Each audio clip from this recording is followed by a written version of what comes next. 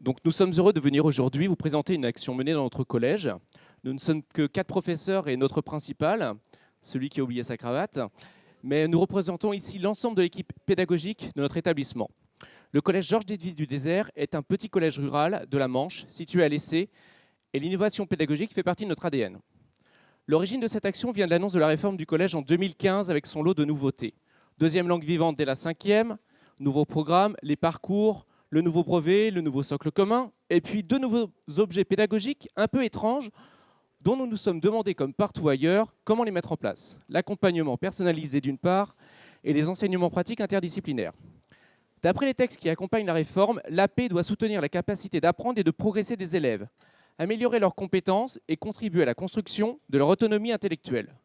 Le domaine 2 du socle commun, les méthodes et outils pour apprendre, stipule que ceux-ci doivent faire l'objet d'un apprentissage explicite en situation dans tous les enseignements et espaces de la vie scolaire. Or, dans notre collège à public fragile, cette question des apprentissages est au cœur de notre réflexion. En effet, une partie des élèves n'effectue pas le travail personnel que nous leur demandons, et ça pour diverses raisons. Manque d'intérêt, de motivation pour l'école, forte concurrence des sirènes numériques et télévisuelles, et parfois aussi un faible accompagnement scolaire d'une partie des parents. Mais il peut aussi s'agir d'un manque d'autonomie et de méthode pour apprendre et réaliser les travaux demandés, ou encore pour certains élèves d'un manque de confiance dans leur capacité à apprendre et à progresser. Ce qui pose la question suivante. Les élèves savent-ils apprendre? Et au juste, de quoi parle-t-on quand on parle d'apprendre? Eh bien, pour répondre à ces questions, il nous a paru nécessaire de faire un détour par l'organe même de ces apprentissages, le cerveau. Ben oui, vous voyez ce drôle d'organe en forme de chou-fleur que nous demandons à nos élèves de mobiliser pour apprendre, pour comprendre, pour raisonner. Et on s'est dit qu'en fait, pour mieux comprendre le fonctionnement, ce serait peut-être bien de les faire réfléchir justement sur ce que c'est que le cerveau. Et il faut dire que si leur cerveau est resté longtemps un mystère, les découvertes en psychologie et en neurosciences cognitives de ces dernières années nous permettent à présent de mieux comprendre son fonctionnement. Et ces découvertes, qui sont d'ailleurs corroborées par un certain nombre de découvertes en pédagogie, peuvent s'avérer extrêmement intéressantes et précieuses pour nous, les enseignants. Nous avons donc décidé de prendre contact avec 3 enseignants-chercheurs de l'université de Caen-Normandie. Alors, il y a eu Céline Lanoé et Amélie Lubin, qui sont maîtres de conférences en psychologie du développement, et Sandrine Rossi, qui, elle, est maître de conférences en psychologie cognitive. Évidemment, nous nous sommes aussi adressés au CARDI de notre académie pour nous aider à mettre en place ce partenariat. Donc, fin juin 2016, Céline Lanoé, Amélie Lubin et Sandrine Rossi sont venues au collège pendant 3 jours pour former les personnels à la psychologie et aux neurosciences cognitives. Enfin, former en 3 jours, c'est peut-être un bien grand mot. On va dire qu'elles nous ont initiés et puis qu'elles nous ont donné des pistes, qu'elles nous ont fait découvrir toutes les possibilités de leur discipline, même si, bien sûr, elle n'a pas réponse à tout. Maintenant, voyons en pratique ce que ça donne.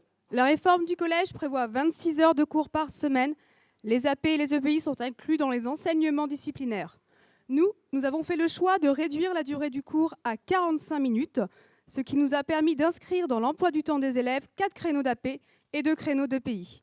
L'un de ces 4 créneaux d'accompagnement personnalisé, intitulé « Connaissance et découverte de soi », est consacré à former les élèves à la psychologie et aux neurosciences cognitives. Les cours sont préparés par l'équipe en charge de l'AP, soit 12 enseignants, la CPE et le principal, en s'appuyant sur la formation de 3 jours et sur de l'auto-formation. Les 3 enseignants-chercheurs en valident le contenu et apportent ponctuellement des compléments. Cette AP Connaissance et découverte de soi concerne tous les élèves de la 6e à la 3e. L'objectif, c'est que les élèves perçoivent mieux comment ils fonctionnent pour apprendre, pourquoi ils échouent parfois, comment ils peuvent y remédier et qu'ils puissent ainsi mieux comprendre le sens des apprentissages et donc plus s'y investir.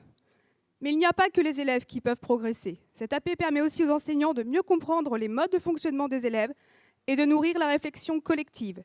Ça modifie le regard qu'on porte sur leurs difficultés, ça nous aide à adopter de nouvelles stratégies pédagogiques plus adaptées et à modifier nos gestes professionnels en développant une posture d'expertise en apprentissage.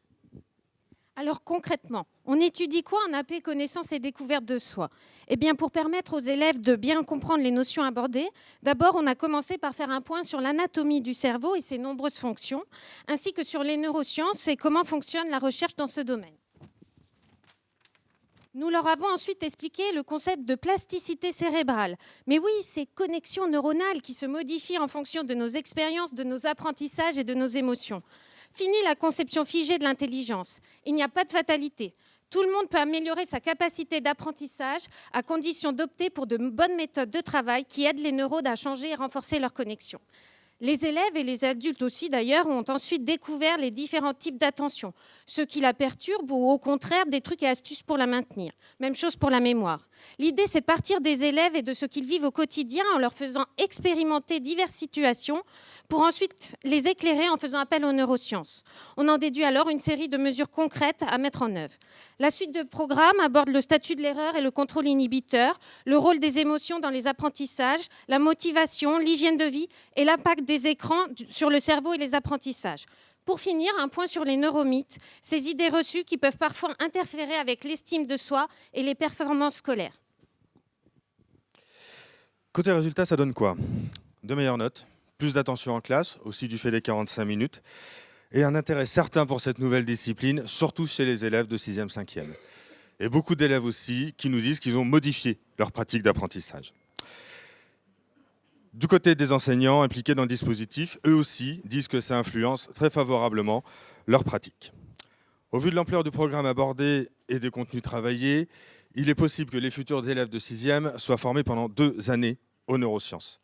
Et pour ce qui est des élèves formés cette année, on leur proposera probablement des séances d'AP dans lesquelles ils pourront encore plus mettre en œuvre les notions qu'on aura abordées avec eux cette année. Pour résumer, on peut donc dire que le bilan est extrêmement positif, tant du côté des élèves que du côté des enseignants. Il nous faut à présent évaluer concrètement les effets de cette action. Pour ça, on envisage de mettre en place l'an prochain, toujours en partenariat avec l'Université de Caen Normandie, un dispositif d'évaluation scientifique. Merci.